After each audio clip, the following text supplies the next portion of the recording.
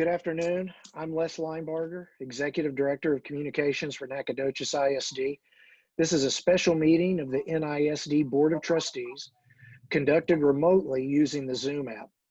Today's open session is being recorded and will be shared afterwards on the district's YouTube account. And the Zoom meeting is also being streamed live on the district's Facebook account. I will now turn the meeting over to NISD Board President Pam Fitch. Ms. Fitch? Thank you, Mr. Linebarger. I appreciate that. Good afternoon. I hereby call this special meeting of the Nacogdoches ISD Board of Trustees by video conference to order. A quorum of the following board members is present. Please indicate your presence by saying here when I call your name. Vice President James Montoya. Here. Secretary Mindy Winslow. Here. Leah Beth Apt. Here. The Reverend James Irvin. Here. Dr. Tyrell Groman. Here. And Mr. Farshid Nariman. Here. Thank you all for joining us today. On March the 16th, Governor Greg Abbott granted a request by Attorney General Ken Paxton to temporarily suspend a limited number of open meetings laws to the extent necessary to allow telephone or video conference meetings in response to the coronavirus. In accordance with those suspended rules, we certify the following. Notice of this meeting has been posted online for at least 72 hours. Although members of the board are not gathered in a central physical location, we do have a quorum in attendance at this meeting by video conference. We are meeting by use of Zoom software, which allows two-way communication. As we would at any in-person meeting, members of the public who have followed the instructions on the meeting notice for registering to speak during public comment will have that opportunity. If you would like to provide comment at a future meeting conducted by video conference, please follow the instructions on the meeting notice. All other meeting procedures will adhere to board adopted procedures to the extent practical. An audio recording, as Les mentioned, is being made and will be made available to the public at a later time. If you've got any questions about these suspended laws, please call the Office of the Attorney General at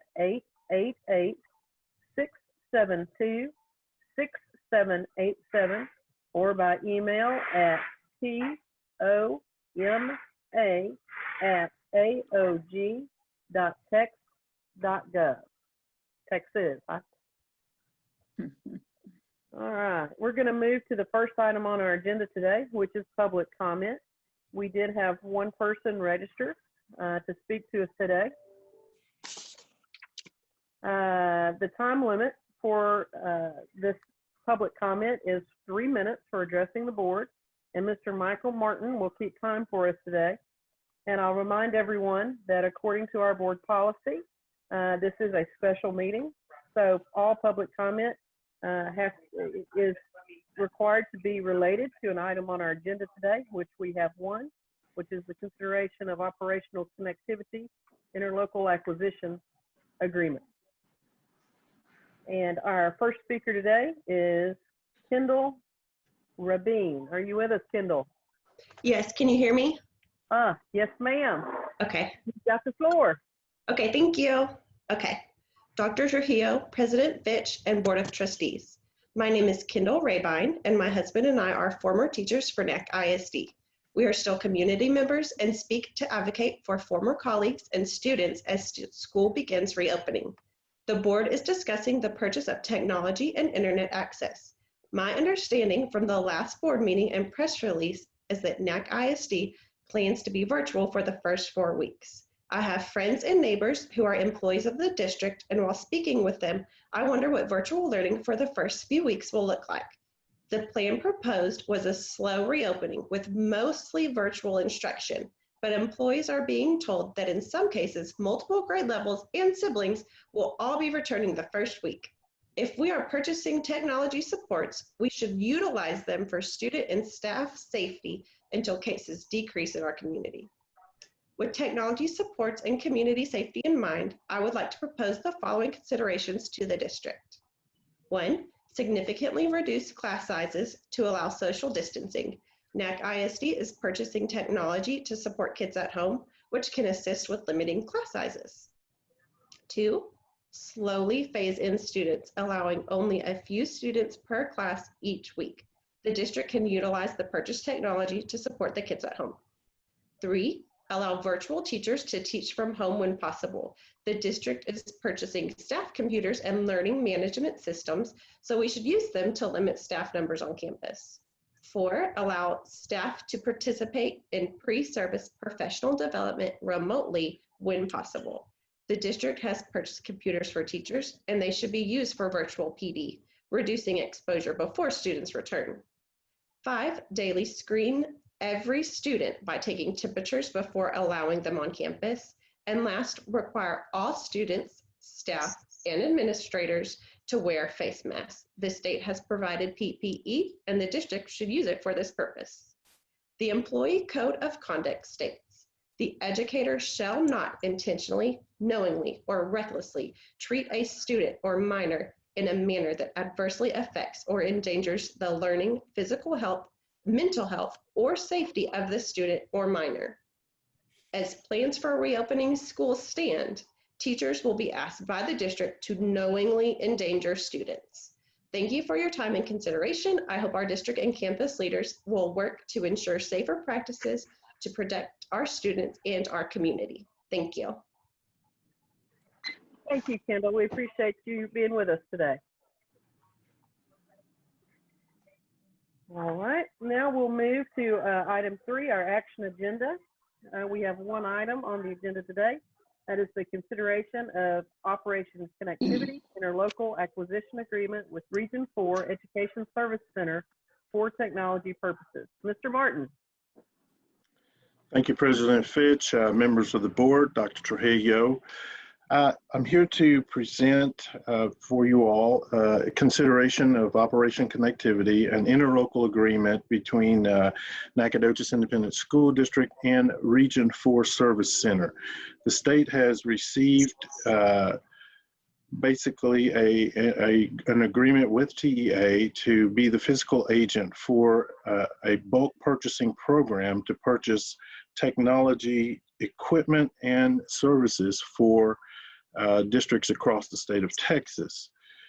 We, Nacogdoches ISD, filled out a survey and subsequently a order form to participate in the program to buy Chromebooks and iPads at a discounted rate of 50%.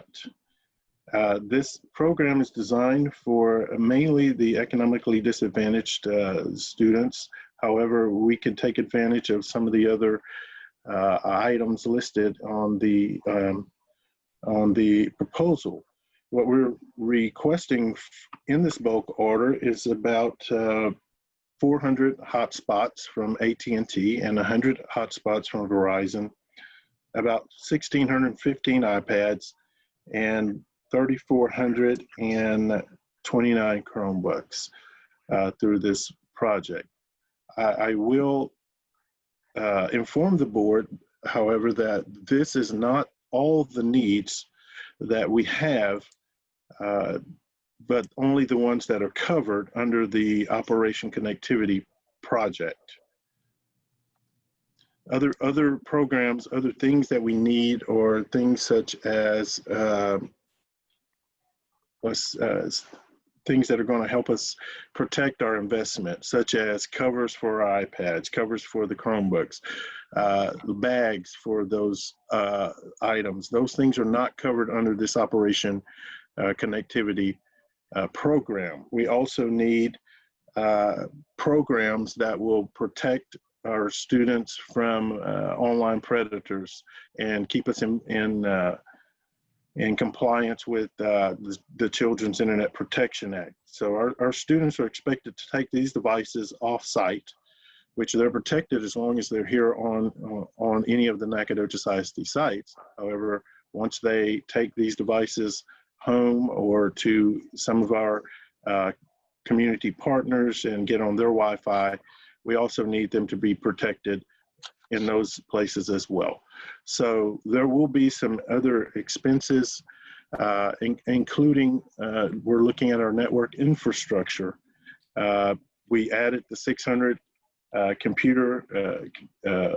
computers for the teachers last month. Thank you very much, board, for approving that purchase, as well as we will be adding these devices. So we are also doing an in-depth look at our wireless infrastructure, because the majority of these devices will also connect wirelessly to our school's network. So we may be bringing back other purchase proposals for you all to consider in the future.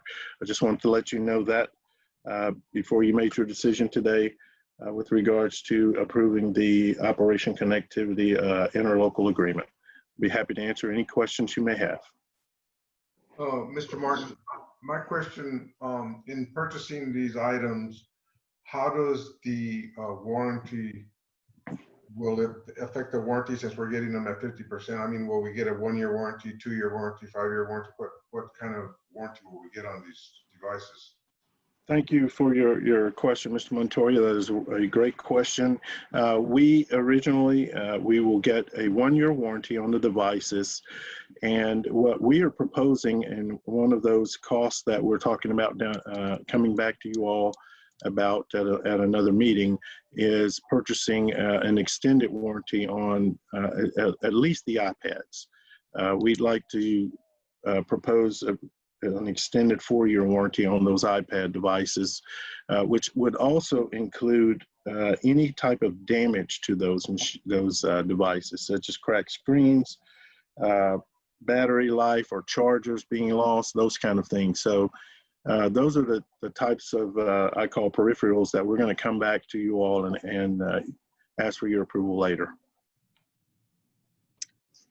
Mr. Martin, Sir. this is Farshid Nirumand. Total the devices that we are purchasing together, iPad and Chromebooks, would be 4,815. Am I correct? Total devices? Yes. Yes, sir, you are correct. Okay. And normally, what brand are they? The iPads are going to be Apple's. Okay. And the Chromebooks are going to be Dell Chromebooks. Okay. And a total cost for the district for Operation Connectivity, how much would be? For a total cost of Operation Connectivity only, Yes. the cost to the district is going to be $781,812 approximately. Okay. Can you repeat that? Let me go back and review my numbers. Just for the iPads and the Chromebooks alone, we're looking at approximately $781,812. Okay, Mr. Martin, I have some more question as well. What is the screen size on those devices? Screen size on the iPad is 10.2. Yes, sir. 10.2 inches, and the screen on the laptop, Chromebooks, is 13 inch. Okay. And are they touch screen or just normal? No, sir, they are not touch screen, and I'll tell you why we decided not to go with the touch screen, Coach. A couple of reasons. One is that the touch screens are going to be a longer lead time with regards to delivery to the district. So, and we are addressing the tactile learners, especially in the early grades, pre-K through 2, with our iPads. So that was a decision that we made going forward with this proposal. Yes, my final question is, are they equipped with the Windows 10? If it is, all our students and teachers are familiar with Windows 10, because when I was in high school, it was all Windows 7. No, sir. With these devices, they're equipped with the Chrome operating system. So it is a totally different operating system from Windows 10, a very user-friendly operation. Most of our teachers are familiar with it because we have existing Chromebooks throughout the district. And of course, the iPads will have iOS operating system on them, which we've had iPads for a number of years as well. Very good. Thank you very much. My pleasure. Thank you.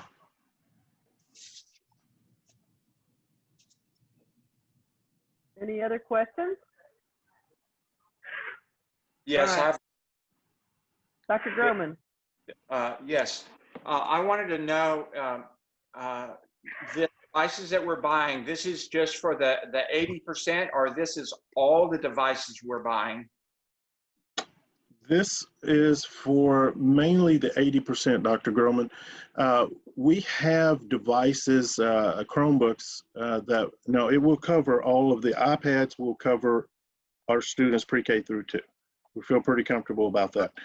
Our Chromebooks will not cover 100% of the students. However, the district has purchased over the last 2 years, 3 years, brand new Chromebooks. So we have more than enough Chromebooks.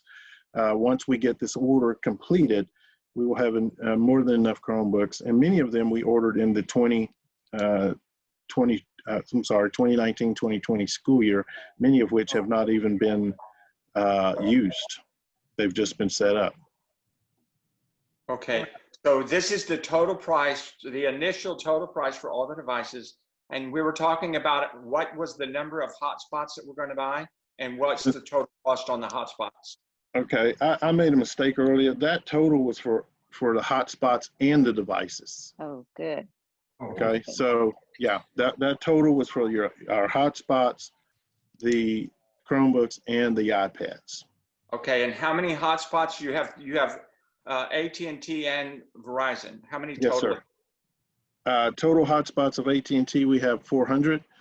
Total hotspots for of Verizon, we have 100. So a grand total of 500 total hotspots. Okay. Now, there's a upfront charge for AT&T hotspots of $60. That's not included in this charge right here, this initial purchase charge. Is that correct? That's a connectivity. No, sir, it is included. So both Verizon and AT&T have a $60 device charge, and that number is included in this final number. Okay, so this will get them connected with these 500. We only have like 3 hotspots right now, or something like that, right? We have 5, yes, sir. Okay, so that will give us 505 hotspots, besides all these new businesses that are going to cooperate with us and provide Wi-Fi for our students. So yes, sir. this is going to really upgrade the availability of internet for all our students, correct? Yes, sir, that is correct. And so this is our drive-out price today. This is our drive-out price today. Yes, sir. Okay, thank you. My pleasure. Mr. Martin, and that includes the delivery date of August 31st, like we were talking about, or is that going to change? No, sir. Delivery date is approximately 10 to 12 weeks. 10 to 12 weeks. Yes, sir. Mr. Martin, I have a question. Yes, ma'am. How will we go about determining which students are going to get a device out of this? Well, Ms. Winslow, our plan is that we have a device for every student. Okay. With the addition of the Chromebooks that we've already purchased, and the ones that we're asking you all to approve us to enter into the agreement today, we will have enough for every student who requests one to get one. Okay. What about the hotspot, Mr. Martin? What's the plan for, how are you going to determine who gets a hotspot? In the spirit of the program, which is targeted more so toward the economically disadvantaged students, we will start with those students first who do not have, or whose parents tell us that they do not have internet access. We'll start with them first. Ms. Finch, part of the process during registration, our families have communicated, or they're communicating in the registration process, that they either have internet, who they have internet with, and that way would kind of guide us a little bit to predetermine where these will be at as well. So we have information that's already being collected with regards to some of our families that may not have the connectivity, and they've communicated that to us as well. And so along that same line, Dr. Trujillo, I know we're not getting these devices for several weeks after school starts. How are we going to use some of the stuff that we already have, that we already own, to give out to some of our students who don't have? Yes. Does that Matter of make fact, for example, the iPad.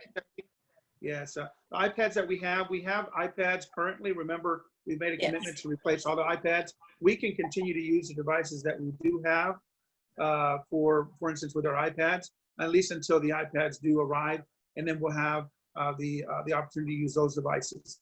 We also have a set of numbers we're evaluating based on the feedback from families, that some families do have devices, and for the meantime, at least until these devices come in, some families will continue to utilize their devices like they had. I think the number is, Dr. Hill or Michael, can you share with me, was how many families? Is it 2,000?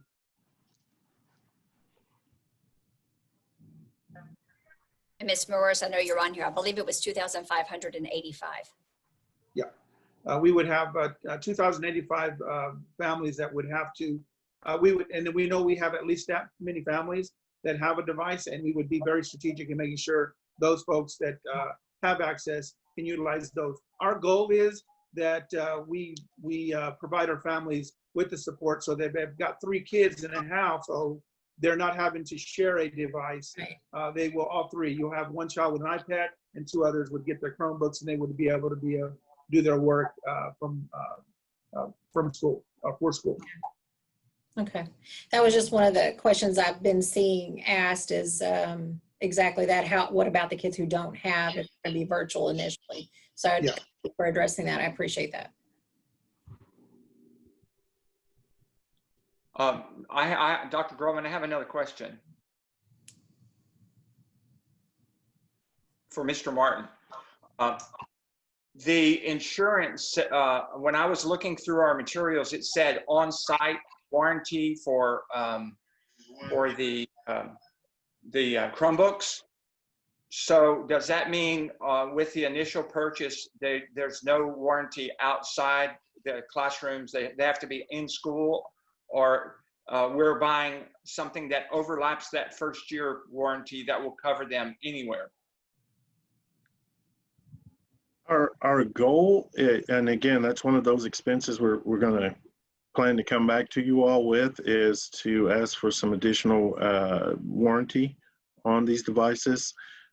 Also, we feel that we have enough to where we can hot swap if a device breaks down. A student won't be out of instruction very long. We can swap that device with another one that we have here already in inventory, so that we can keep things moving. Okay. I don't think I've made my question as clear. I guess I'm not very clear, but we're going to take the original 1-year warranty, and we're going to override that with a second. We're going to buy another policy that will cover damages and lost stuff.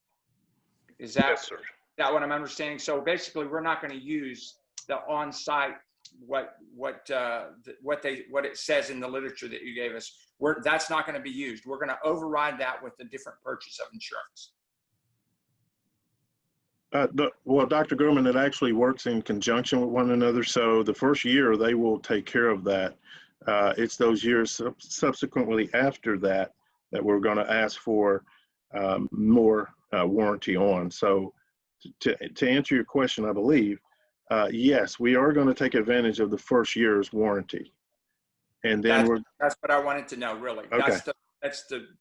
My question was roundabout, but that's what I'm trying to find out is, we're utilizing the what we buy with the Chromebooks and other purchases. And then I guess that would be another question about the hotspots. Is there any warranty on those? No, sir. Only, well, it is 1 year warranty on the device itself, but after the first year, there is no warranty on those. And the pricing also, I didn't mention to you all, it also includes 12 months of service with those hotspots. So we have a 1 year warranty on the hotspot device itself, and that's it. I have one more question, Mr. Martin. Yes, sir. The cost for the connectivity for this $781,872, do you have some kind of projection with the added funds that you're going to need for the other stuff that we've been talking about? I do have some projections, yes, sir. But they are just that, Mr. Montoya. I'm curious. I know that there's no way of having an exact amount, but you've made some kind of projections on what you're going to need. Yes, sir, we have.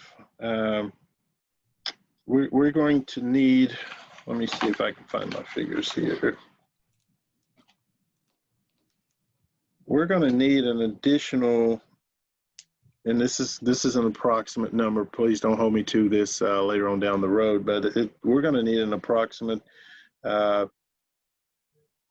to $500,000 to put all these other things in place to make this work as it should, and to be able to protect our investment as well as to be able to protect our children from internet predators out there.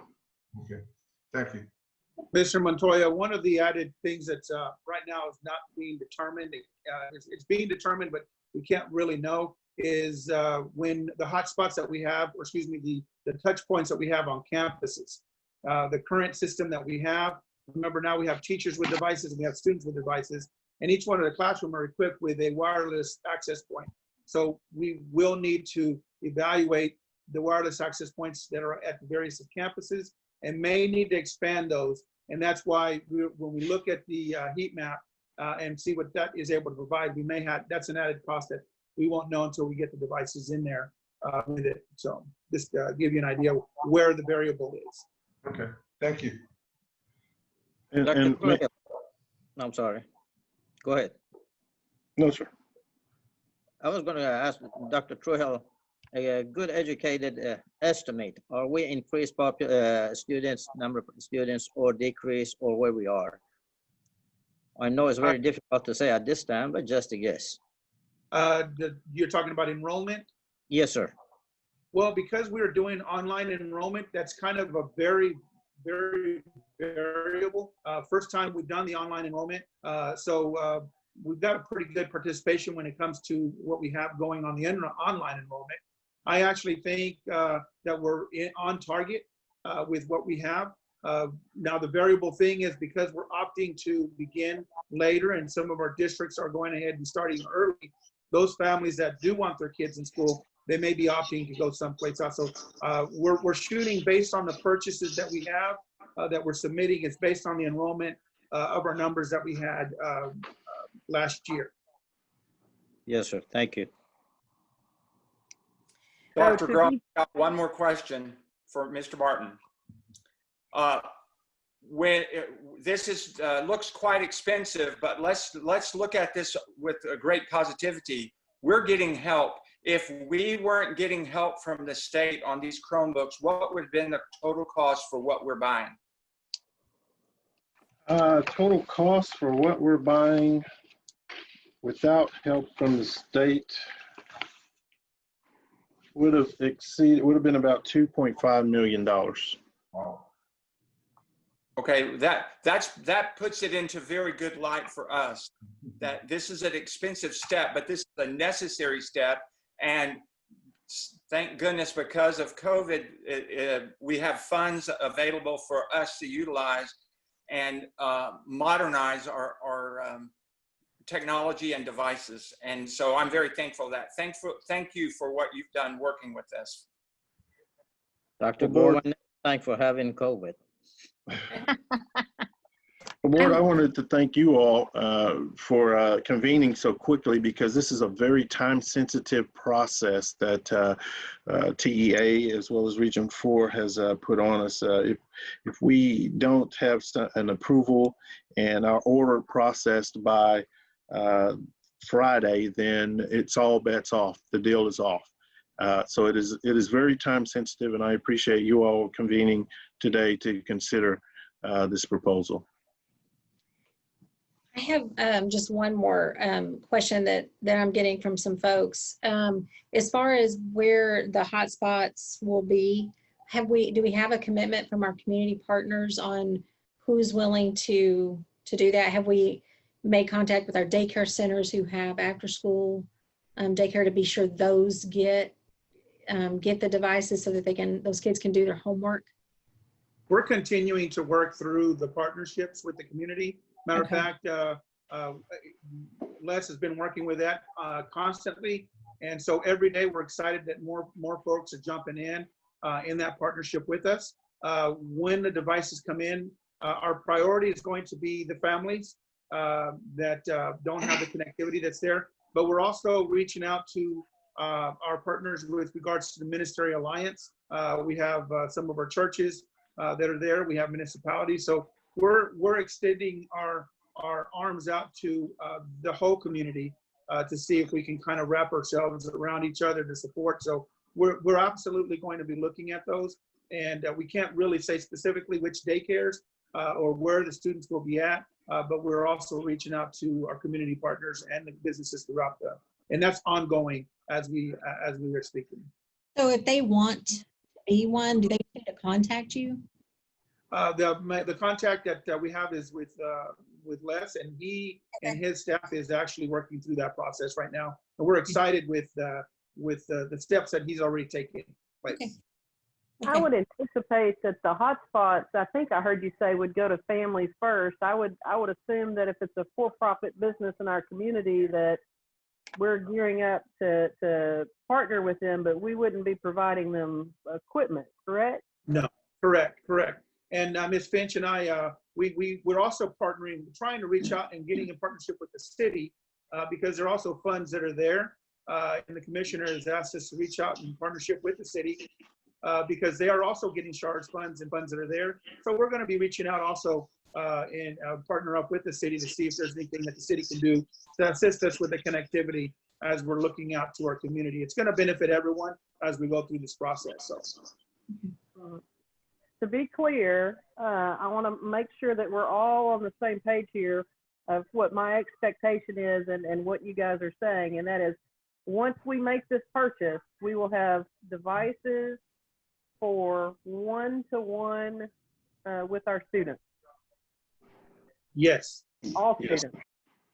Yes. All right. I'm understanding. Mr. Barton or possibly Ms. Barbarick, I'm not sure. We've got a cost in our hand now. I know that y'all worked feverishly to calculate that, and thank you so much. I don't, on the agenda today, what I see is basically we're approving entering into the agreement. We're not really saying how we're funding this, but I assume we're still looking at taking this out of fund balance, and what can we expect moving forward on the funding aspect? I'll jump in there. There are still a lot of moving numbers there. Worst case scenario is that a little over $200,000 would just come from the budget and the rest would come from fund balance. We have some COVID funding that is coming our way, not much. And TEA is also asking us to reach out to the county and the city because they are receiving some COVID funding. I have done that. I have talked to Judge Sal. He has indicated right now that they don't think they will be able to help. The city has not responded to emails or phone calls yet with me. I'll be talking to Dr. Trujillo, maybe with someone with a little more clout calling, they'll respond. So worst case scenario, we're looking at $500,000 on just this initial purchase of coming out of fund balance. And that'll be brought, that actual decision then will be brought back to us in the future. Yes. All right. I'm with you. And I think when I visited with Dr. Trujillo last week, I think the commissioner was kind of looking toward partnerships with the city and county to try to expand that broadband connectivity. Is that correct? Yes.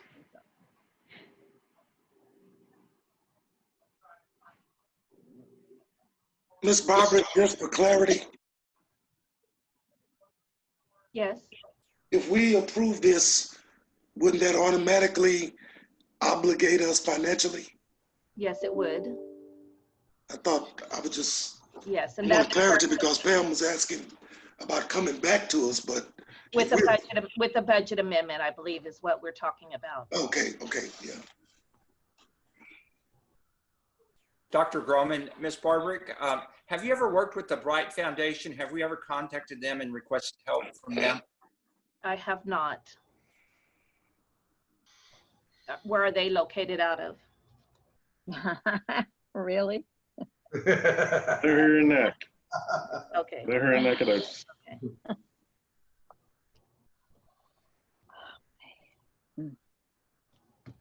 I will reach out to them. Any additional questions? Or I'll entertain a motion. Ms. Finch, Madam- this is James Montoya.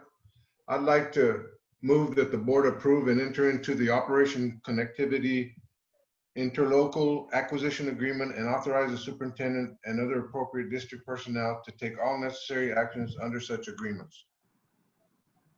Thank you, Mr. Montoya. Do we hear a second? In the best interest of our students and the community and teachers as a whole, I second to that. Thank you, Mr. Nirman. Any additional questions or discussion? Hearing none, please indicate if you're in favor of the motion that we have by saying aye. Aye. Aye. Any opposed? Hearing none, motion carries unanimously. Thank you so much. It's an exciting step for our students. Absolutely. All right, the next item on our agenda is a closed executive session. Let's see, the board will now conduct an executive closed session to discuss the items posted on our agenda pursuant to the following provisions of the Texas Open Meetings Act and as allowed by Texas Government Code Section 551.071, 551.074, and 551.129. No voting will take place in the closed meeting. Any action the board wishes to take as a result of discussion in closed session will take place after the board reconvenes in open session. We would not anticipate coming back into, we will not, how about that? We will not come back into open session before 1 p.m. It is now 12:38 p.m. Thank you.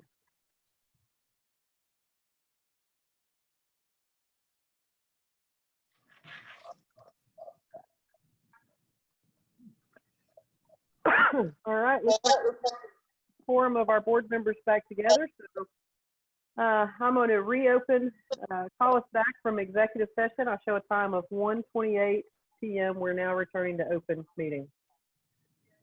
I'll entertain a motion for the last item on our agenda, which is to adjourn. This is Mindy. I move that we adjourn. Thank you, Mrs. Winslow. Do I hear a second? This is Dr. Groman. I second. Thank you, Dr. Groban. All those in favor, please indicate by saying aye. Aye. Aye. Any opposed? I don't hear any opposed. So we are adjourned. Thank you guys so much for your time today. Sincerely. Thank you. Bye. Aye. Good job, Prez. Good job, Super. Dr. Groban. Have a